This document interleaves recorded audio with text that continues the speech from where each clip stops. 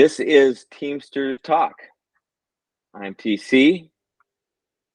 We are discussing our episode 7, enforcing language. How does one enforce language, right? We have language in every contract and agreement, and it's no good to us without it being enforceable.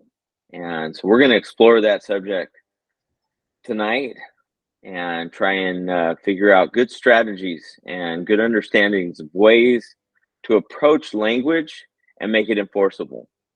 Before we do that, I would like to thank my co-host and co-creator, Adam Ochoa, for being with me on the show tonight. And Adam, I'd like to ask you, what's the kind of the current events of union in our country right now? Fill us in on kind of the atmosphere of America. I think if you look at the history of labor, I mean, it's been decades since you've seen this kind of activism as far as unions are concerned. We just came off the UPS contract, which was a year-long campaign, which resulted in a ratified agreement. Before that, you heard, Starbucks is unionizing or attempting to. Amazons are unionizing. The UAW, United Auto Workers, currently, as of today, is now on strike, right? And they took huge concessions back in 2008 in the Great Recession, and they are now looking to, get those rescinded. They're still paying for that, right? And the financial viability of the big three automakers is pretty impressive, considering that their workforce is now a shell of what it used to be. The numbers just don't add up. So that it's just the union environment in this country is really making a resurgence after a long time of regressing. And it's a great time to be a union member, but also it's a time when we need to realize that these contracts and all this stuff that we've had were fought sometimes with, the blood of our forefathers. People had major labor issues, major strikes, they took it to the streets. And we've had sort of more of a passive approach the last several decades, but you're starting to see a resurgence of a more aggressive approach. And there's nothing wrong with that. Sometimes that's what it takes in society to get things done. So that's sort of what spawned, I think, tonight's discussion is, we're starting to get all this great language. And we need to realize that it's up to us as the members, right? Just like you see with this country. It's not the elected officials or a certain individual or a leader of an organization that is, at the end of the day, is going to make the difference. It's going to be us, the members, the rank and file members, that learn our contracts, learn how to enforce them, and come together. Because when management knows that a work group is educated and knows their rights, it's just an amazingly powerful tool. So that's what we're going to get into tonight. Well, we were talking about a little bit of that, what you were saying at the end there. I believe this morning, or was it yesterday? I can't remember, but we were talking about how unbalanced, right, the system is, especially in today's day, in America, with corporate America. With any corporation, you're always going to have a team unified under all seeking monetary gain, right? And at the very top, you got somebody who's setting those rules, but they're just following the money trail too. But what's going to benefit the company ultimately is going to benefit them, and then everybody gets paid. So they're looking to get paid, and they know by unifying they're going to do that. By not, if they have individual thinkers, that individual thinker is going to get fired and have to go find a different job, because that's not what they were hired to do. So they're all on the same page by nature. Employment and single, each individual, if you're in a non-union workforce, you're each individuals. You've got no rights except the policies and guidelines that that company's already set, and they're looking to basically use you as farm equipment to rake in the money. And that's okay. I mean, that's the system. That's what they're supposed to do. They're doing their job well, but it's an unbalanced system because we have no power as individuals. What could they care if I walk off the job? Okay, bye. That doesn't hurt them in the least. They've got 100 more waiting to take my spot to do the job because people need jobs in order to function.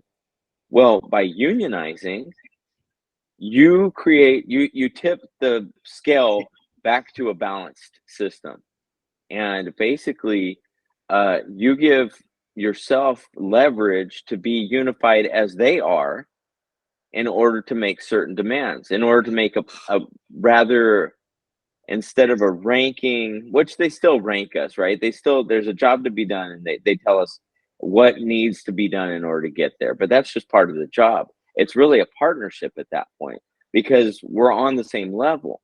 They know they can't afford for us to walk away all at once, and we need them to have the business and have the jobs. So it becomes a partnership of effort, and which gives us the ability to state claims on things that we need or want sometimes, and to kind of be rewarded in a similar way that they are, at maybe not the highest levels, but at least at that corporate level, right? Right. So, in saying that, I just wanted to bring up that we had talked about that, and that I like the idea of unionizing businesses creates a balance in the system again, right? I mean, I got no gripe against businesses making money. That's what they should do, but they don't need to hoard the money. And we as individuals have no power. We as a group have a great deal of power in order to balance the system, to ask to get more out of what we do for them. So I think it's a good way to go. I'm happy to be part of a union, and I'm glad to have been able to see the system that works towards that balance. That being said, so we're exploring how to enforce language. Every contract, every agreement, um, between two parties, especially union agreements, have a lot of language, and if they're not enforceable, as I've said before, it means nothing to have that language. So, what do we do? What is a good strategy? What are we to do in order to empower ourselves or empower that language to be enforceable? Also, I'll turn it over to you on that, Adam. So it all comes back to reading your contract, right? And me and Tom have both been at UPS for almost 30 years. I was a steward for 14, an agent for 9, and you can still read it again and again and again, and just find little nuances and little twists that you didn't necessarily realize, right? Because I used to tell business agents, don't just go and read, don't go look for the answer you want, read the whole thing. And we generally don't read a contract like we read a book, right? We don't open up page 1 and just start reading until we get to page 50, right? We have a seniority violation, so we look at the table of contents, we look, oh, seniority. We go to that section and we read just that. One thing I encourage members to do is seriously get your contract, sit down on a Saturday or Sunday, whatever your day off is. And I realize we're all busy, but a one day dedicated to reading that book front to back, and even the longest contracts are not that long. Highlight and noting through it. I had a former steward that worked with me and Martin Torres who used to put the little tabs right through his contract, label them so he could find real quick reference. That is just the number one thing you can do, which is just read that thing. And you're going to find all kinds of stuff. Even if you've been there, however long you've been there, you're like, oh, I didn't realize that, or oh, I forgot about that. And it doesn't take long because most of your supervisors have very little clue of what the contract says. Their knowledge is what their boss told them the contract says, and their boss doesn't know what it says, right? I've seen upper level managers that just, oh, we have the right to do that. No, you don't. And so it doesn't take long when a member starts to respond to management with contractual facts that people start realizing, oh, that's not the person to be taken advantage of. And then it's the next person and the next person and the next person. And literally you can get a small group of people, let's just say in a department, that know their stuff, and it changes the whole temperament of that workforce, right? The constant just driving you to get more production and driving you to get more production. When members realize, we'll just use UPS as an example, that the contract says that, and we'll bring it up right here. So I'm actually quoting verbatim, but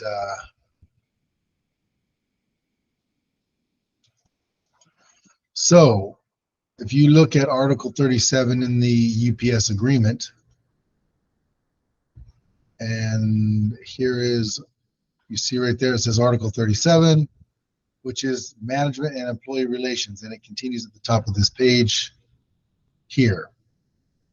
And the opening paragraph, and this isn't new language, by the way. This is something that's been in that contract for, God, forever. But it says the parties agree that the principle of a fair day's work for a fair day's pay shall be observed at all times. What does that mean? In a nutshell, it means that there are no production standards at UPS. And they love to say, oh, you're supposed to load 680 packages an hour. Or for the package car drivers, your route's supposed to do 26 stops an hour. Those are all suggestive parameters, but you cannot be disciplined for any of those numbers. Outside of a probationary employee that has to meet certain markers, once you attain seniority after 70 days, there is no production standards. You are just to put one foot in front of the other, one box after another, and do the best you can.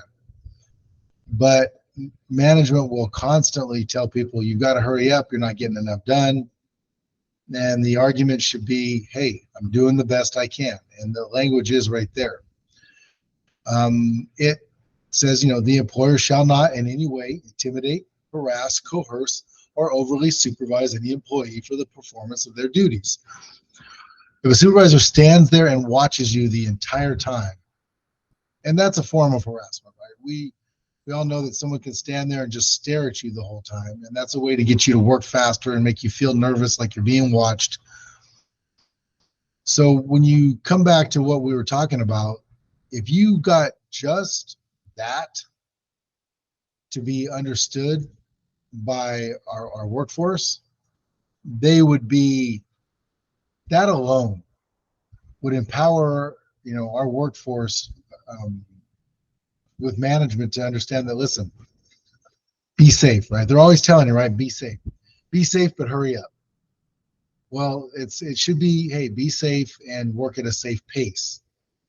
But that's not always generally what's implied. So just our membership learning that language right there, imagine what that would do if everybody just worked at a nice steady pace. Mm-hmm. They would be safer, they would feel better going home, their careers would be longer and healthier, and it would create more jobs. Sometimes we're sort of whipped into shape to the point where we're not only hurting ourselves, but we're also reducing the amount of help we get. We might be doing enough work for two people, but we find a way to get it done by breaking ourselves over the first 5 or 10 years of our career. And then you realize, hey, this isn't sustainable for a whole career. Someone else could have had that extra job, right? And both of you would have been happier and healthier. And so it all comes around. So learning that right there, and hey, when someone starts quoting production standards to you, bring that up, and if they continue to do it, then there's a grievance procedure, and it's Article 37 grievance, which basically entails harassment, excessive overtime, over supervision, just to name a few. But God, if people just learn that Article 37, that would be a great campaign by the union, our local union, to educate people to that, to the nth degree, because that alone would empower us as a workforce like no other. No, that's a great example too for what we're talking about. And I mean, just on that one example, you're creating more jobs, just like you said. You know, if they're taking work away from us and getting away with it, as soon as you shut that down, all that work has to be done by somebody, and those are union jobs. And we've said it before on past episodes that there are family members that we wish could get a job, you know, at our workplaces. Especially, I mean, union jobs are coveted jobs most of the time, Yep. and you get somebody in that you care about, it's a win. You feel like like, yes, all right, and you celebrate. And so, I mean, just that example right there shows the empowering part of learning your language, right? Learning the language in the contract. So, on that note, I mean, so learning it, first of all, to Adam's point, means just uh, opening up that book, right? Opening up that contract, that agreement, whatever it is that you guys have in place at your company. You got to open it up and you got to expose yourself to it. And the more often you can expose yourself to it, the more familiar you're going to get with it, which brings us to the next point. You need to understand that contract.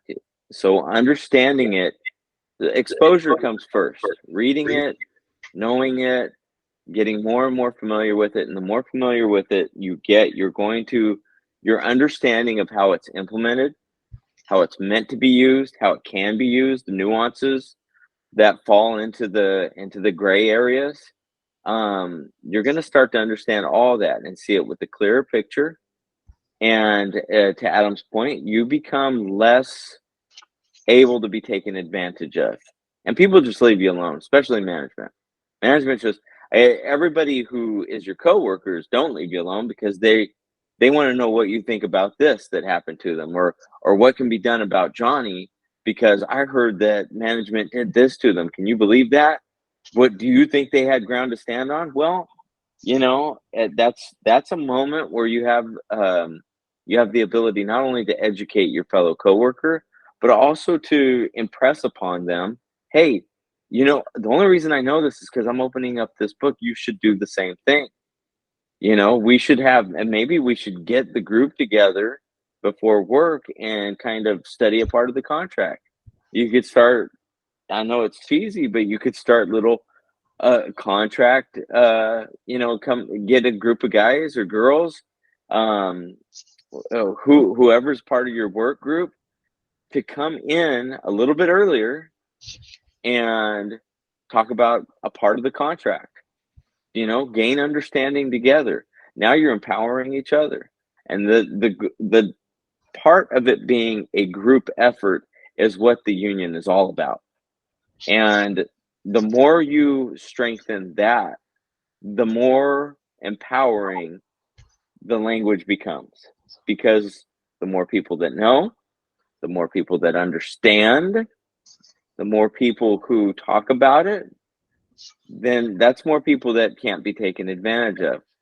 Now, there's another level to this, and that is the fear factor. Once you know the ins and outs, I mean, that's one thing, gaining exposure, learning it, and everything else. But what can be done when it's not, when they're not, when they're not following it? What if your management team just doesn't care? And I dare you to do something about it. Go ahead. I don't care. How many times have you heard something like that? Just in the slightest. Adam, what can we do? What is supposed to be done in most of these contracts when it's violated? So if we go back to the language we were just looking at, and let me share that again.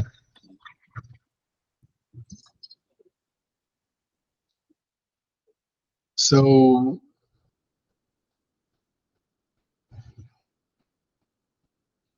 The employer shall not retaliate against any employee for exercising their rights under this agreement. And then in considering any grievance alleged retaliation or exercising their rights under this agreement, the severity of the timing of the employer's actions that modify the employee's work assignment or reprimand employees shall be relevant factors to determination of motivation. What does that mean? It means that you can't be retaliated against for filing grievances, right? Which is that when it says for exercising your right under this agreement, that's what it is. You filed a grievance, you've exercised your right, whether it's a seniority violation or something else. And part of the determining factors that you are being retaliated against is, and this sort of is just a common one, is you file a grievance for supervisor's harassment. The next day, your work assignment's changed, right? You've been moved to another area. There's always certain things in the building that are known by everybody, management and hourly, to be harder jobs, right? If you're a loader, there's certain trailers that are just really heavy, right? They get a lot of volume, and there's other ones that are lighter. And you may have been on that lighter one because you have the seniority to be there. Now you're being moved for no reason to the heavier one every day. If you're a package car driver, all of a sudden you're being piled on with extra stops, or the better, the easier deliveries are being taken off you and you're being given the more difficult stuff like apartments and things like that.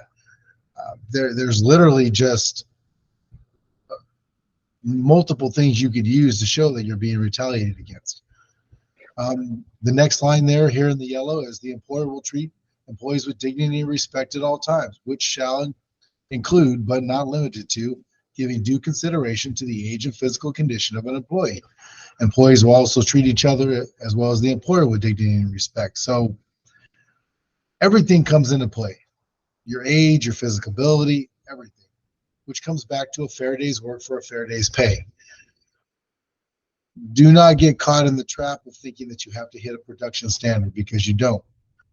And if you're afraid to do this, it clearly says that you cannot be retaliated against. Now that leads to the next issue.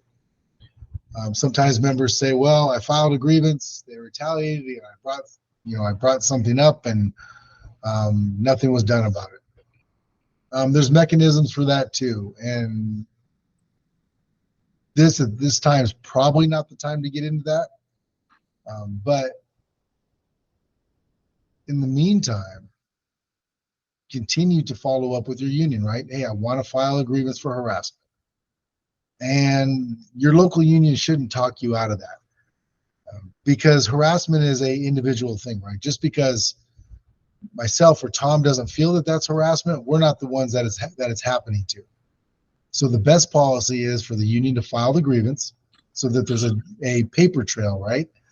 Which will lead to discovery and a local review, and let the facts be what they are. And after that, if there's not a fix to the problem, right, then they can move it on to a panel, let the panel decide. Eventually, if you're not successful at the panel level, either first, second, or third, or local, the second level, or the national level, maybe even a possible arbitration, then there's other actions you can take. But as a union member, because you have all these options available to you, don't ever think that you have to accept something that you personally feel to be harassment. That's the beauty of being a union member. You're not an at-will employee like a non-union member who literally, if he doesn't like it, he can get out. And if he's got a problem with it, he's going to have to go hire a lawyer, on his own dime, by the way. So remember that. Don't be afraid to exercise your rights. Take really, really good notes. Document everything. When you communicate with your supervisors, do it via text so that you have a written document. So many times our members believe that, well, I talked to the supervisor and he said he'll take care of it, or it won't happen again. And then when that supervisor's called to the carpet later, when he or she does it again, and it's brought up that, hey, you said you weren't going to do it again. Supervisor comes back, well, I never said that. If somebody has a problem with you giving them the communications in writing, that should be a red flag already, right? If a supervisor is the leader they're supposed to be, that written communication, it protects them too, right? So they can't be accused of saying something they didn't say. So documentation and education are your best friend. Read your contract. Any issue you have, put it in writing. Demand that your union at least file it so that there's a discussion to be had. If you can, resolve the issue through that first step grievance, great. That's the best case scenario. But if you can't, now you've created that paper trail that's going to protect you in the future. So, and always keep, your own documentation. Don't depend on anybody else to do that. Even your shop stewards who do a great job, but they're human beings too, right? So everything you want to give them in writing so that they have a firsthand account from you when they give it to the union or to whoever they end up giving that to. The stewards and your agents are the tools to the members. In our building in Visalia, we have some really good stewards. We have a good steward group. Now they just need some additional training. But they're most of them that I've seen, they're well intended, they're smart, they're talented. As they become better and you actually get formal training and empowered, that's just going to make us stronger as members. So that's really the key is education, documentation. So there are times when people are fearful to file a grievance or even harassment or whatever they're seeking, out of fear because maybe they don't feel they're going to be as represented as what they believe that they deserve. And how this is one of the tougher questions, by the way. We wanted to address this because we understand that there are people everywhere who, and we're all, we can be flawed human beings. Even our representatives can miss something, or maybe you don't, maybe not, maybe you're not a likable person, but you've got a job and you feel like, oh, my representative doesn't like me. I don't want to file this because they're just gonna try and let it go or something like that. I don't know what your situation is, but this is a tough question for sure. What do you do if you don't feel like the people who are in place to protect you and to support you and to advocate for you? What do you do when you're worried that they're not going to advocate for you or protect you and do those things? Well, at that point, your next step is the NLRB, which is the National Labor Relations Board, which works under the National Labor Relations Act. And you can call them. There is a toll-free number, and they will take your complaint, and then they will reach out to the local union and say, hey, here's the issue. This member doesn't feel like they're being represented. Give me your side of the story. And the union will give their side of the story. That investigator will come back with a decision. And at the very least, generally what they're going to do initially is say, hey, they're going to refer to the grievance procedure. And that's why it's always best for the union and our members to just file the grievance, right? Whether the parties believe there's an issue or not, filing the grievance is what's going to vet out whether there's an issue. And you want that vetting to be done on the record. So the NLRB at that point is going to tell the union, well, we're telling him to file a grievance first and let the grievance procedure move forward. And then if they get a ruling they don't like, then it would come back to the NLRB for whether or not it was handled properly. But to not file the grievance or to not handle it, the NLRB would be your ticket, which we should probably do a entire show on the NLRB and the National Labor Relations Act.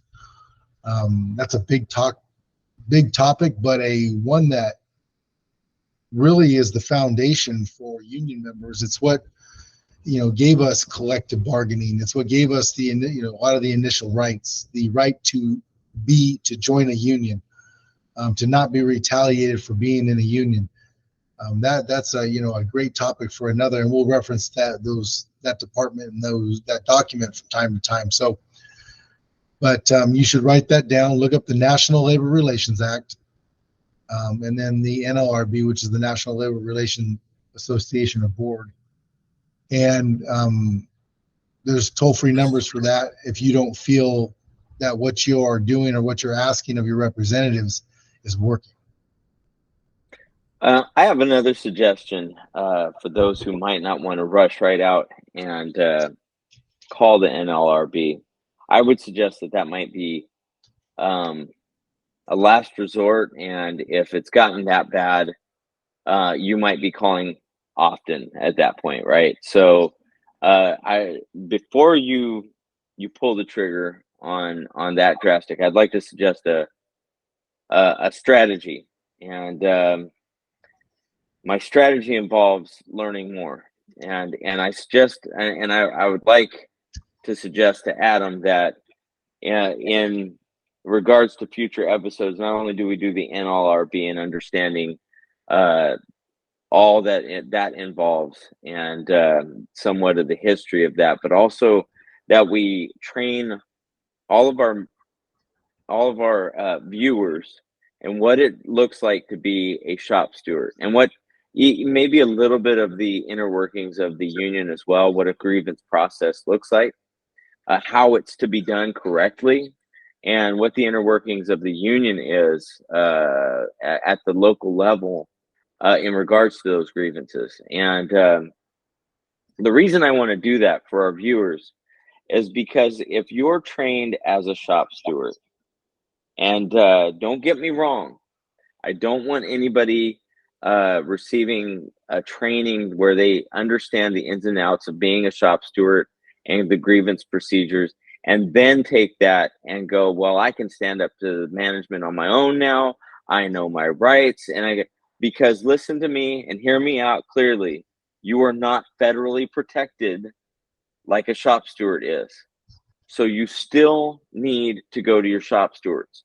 That being said, I still want you to know everything they know. Why do I want you to know everything they know? Because the more you know and what they need to do, then you can keep tabs on the process. Can you hear me all right now, Adam? Yes, sir. Okay, I lost my AirPods, so we'll just go straight in. So the more that you know about what shop stewards know, the more you understand the process and their job, the more you can keep them accountable to doing the job well, to supporting you. So if you have a grievance to be filed, example, you can respectfully, if you're fearful of being supported, go to your shop steward and say, hey, I need to file this grievance. If your fears are realized in the fact that, I don't think you really need to file that because, the company kind of has a right to do this, or, it's a gray area, or whatever, it's not gonna win. Those are common answers for somebody who doesn't want to file a grievance for you. And so I think a good answer to that, if you feel that you really have a case and they're not being honest with you, they're just being unsupportive, is to say, well, file it anyway. I want it filed. I want it heard. I want it to go to panel. And then to follow up with, hey, I need a copy of that. Hey, I need to know when it's on the calendar to be heard at panel. I need to know if it's going beyond panel. I need to know what that looks like. What's the timeline? I need constant status updates. Okay, keep records of all of it, just like you do with management. Okay, but the more you know about those inner workings, the stronger you are, not only now with your own rights with management, but also with your own rights with the union representatives. And that only benefits you. I'm not telling you to be disrespectful, and I'm not telling you to be argumentative. I'm telling you to keep them accountable towards every copy of paperwork that you deserve and towards every status update that you also deserve. Remember that being part of a union means that you are paying for somebody to represent you. They work for you. So that being said, for future episode, I hope we do one on the NLRB real soon, and one on training you on the inner workings of the grievance system, being a shop steward, and some of the inner workings of the local union office. The more you know, what knowledge is power. We've said it all along. So the more you know, the more you'll be able to keep people accountable to doing what has to be done, should be done. And that is how you enforce language. I totally agree, Tom. And to Tom's point, I think sort of I mentioned was, a last resort was the NLRB. So before we cover that in a future episode, we should, cover the shop steward training, things like the 7 tests of just cause, which basically is everything you need to, file the grievance and sort of find out whether or not there's merit. The investigation process, literally, if members work with their stewards, and the worst thing you can do to your steward is say, hey, so-and-so's harassing me, file a grievance, right? That's just, even the best steward's going to be like, hey, hang on just a second. I need some more details, right? So before you approach your steward, take a quick second, right? Write down some stuff right after it happens to you, right? Write it down, get good notes, time, date, when, where, how, so that when you go to them, you don't have to recall the whole thing. You can look at your notes and then build off of your notes. The better, real-time first account information you can give to your steward, the more they're going to be able to represent you. And so just become a great note taker. Your documentation is going to win or lose your case. And great documentation can take even some of the most minor occurrences and really bring light to them. Sometimes we as members wait till it happens 10, 15, 20 times, right? Where when it happens the first or second time, once is a mistake, twice, maybe not so much, right? Third, probably not. It's happening for a reason, and you should document that. Your stewards and yourself work in conjunction to have that communication, and your stewards become sort of the passers of information to you, right? Maybe Tom just had an issue, and after he talks to a few more people, they're having the same issue, right? There's a good chance for you guys to get together on break or lunch, or maybe if you hang out outside of work. Hey, you guys having this issue? Yeah, so am I. And file a grievance on all affected, right? Which is an entire group. And all affected grievance for a group of workers is better than just Tom filing it himself, right? Because it shows that the first thing management's going to say when it's a single person is either it didn't happen, or, oh, they're just blowing it out of proportion.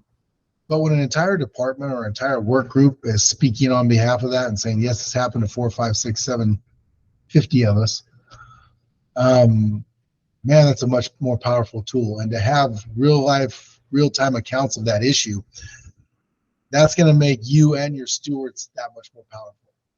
And you guys can literally, there was a time at UPS when it was a smaller building, right? And the stewards and the membership were so locked in that we could just literally share and help each other, instantly, right? You had an issue, steward was on board, 4 or 5 members were on board, the grievance was filed or was brought to management's attention immediately, and you were able to fix that. That is something that can be replicated in larger facilities. I think sometimes the UPS, our buildings, between 900 and 1,000 people, depending on the time of the year. But we have canneries in Modesto that are 2,000 people, right? Del Monte Hanford, which is 900 to 1,000 people. So the model of a steward and a group of members spreading information is extremely powerful, because if it's happening in one department, it's probably happening in others, right? Management takes their cues and their directives on from a plant manager or a center manager. They're getting one directive, so they're doing whatever they're doing across the board. And we need to get better at doing the same thing, through our stewards and through these groups of workers that take this knowledge and make sure that knowledge is common knowledge amongst the coworkers, right? Not just a few people. It's very taxing on your shop stewards if they're the only ones in the building who know the language, right? Because they got to do just like you. They got a job to do, right? They're going to come and do their regular job. On top of that, they're going to be taking your issues, and they're good people. They don't mind doing it, but it's a lot better when you can bring them good information and they don't have to go back and recreate the whole instance from scratch. Plus, it'll never be as accurate as you doing it real time, right? You're going to be able to express exactly what happened and exactly what was said. They might, after they come back a day or two later or a week later through their investigation, some of the facts can tend to get watered down the older they are. So I know a co-worker of ours at the building, Tom knows well, package car driver Mike Rios. He came from other facilities in the Bay Area, and they used to have contract. I can't remember what he called it, but it was almost like a get together. And hey, Thursday night we're meeting at Tom's house, and I'll bring the food, you bring this, and they would sit there and literally just go over a section of the contract. I know several people in all of our companies that they spend time together outside of work, whether they after work they go for something to eat and drink at a local restaurant. They've got these little traditions. Why not take 15-20 minutes of that tradition and dedicate it to addressing an issue that affects not just yourself but other people? That's really the ultimate tool. Sort of referencing back to the NLRB. Well, they have their place, and there's a place for them, and they do work on that. They're a government agency, right? And they're looking to dot the I's and cross the T. Okay, move on to the next one. It's never going to be personal to them, right? They're never going to take ownership of it. They're just looking to fix a problem really at its just macro level, where we as members can fix things at a more, broader level. So anytime you learn something in the contract, man, share that with at least 2 or 3 of your coworkers, because they're going to share it with 2 or 3 of their coworkers, and that's going to spread like wildfire. And to Tom's point, when you file a grievance, have a system, and I'm just going to use texting again because it's quick and it's time stamped and it's documented, that follows up on your issues. Hey, here's my grievance. Can you please send me the official copy once you do, for my records, so that way it's actually been filed? Because when you give them your written or typed grievance, they have to put it in a system that kicks back the official document, and you're entitled to that document, and they can email it to you. The system that we have at 948, when you file the grievance, you can include anybody's email on it. Then it's been filed. Okay, when is my case going to be heard? And they have an agenda date. And okay, I would like to be present for my grievance, both at the local level and at the panel level if it goes that far. You have that right. Don't be afraid to continually, on a regular basis, ask for updates and any documentation relevant to your case. It's what makes the whole system work. So that moving forward, and we'll talk more about that. And I think maybe on the next show or that after, we'll put up some examples of grievances and what they look like and how they were, written. We'll probably have to take off some of the names, but that's something we should do. And I think in the future too, here from Teamsters Talk, maybe we put together some seminars from you, and it won't be me and Tom talking necessarily, right? There's a lot of good online stuff out there that we could probably refer you. We might interject a little bit, but the resources that we can use as members are unlimited. Thank you, Adam. On a bit of future news for the the show. For you guys who would be interested, we're going to be, I think we're going to be trying out a third co-host with us here pretty soon. So that's kind of exciting. Looking forward to seeing how that goes and explore some new territories with that person as well. Adam, thank you again for coming on tonight, talking to us about these issues. And I think we've got some good idea of what it takes to enforce language, and all it does is creates an environment of strategy and an environment of unifying, right? And again, that's what we're all about. Knowledge is power, and just keep learning, exposing yourself to it, educating others, and remember that there's a system in place, so use it. Thank you again, Adam. Thank you, everybody, and thanks again for tuning in. We're happy to be back, and to Tom's point, we're really looking forward to bringing on this third co-host. It's going to be, it's just more knowledge, another perspective that we really respect, and we're looking forward to that. So thanks again for taking the time to listen, to tune us in, and we thank you again.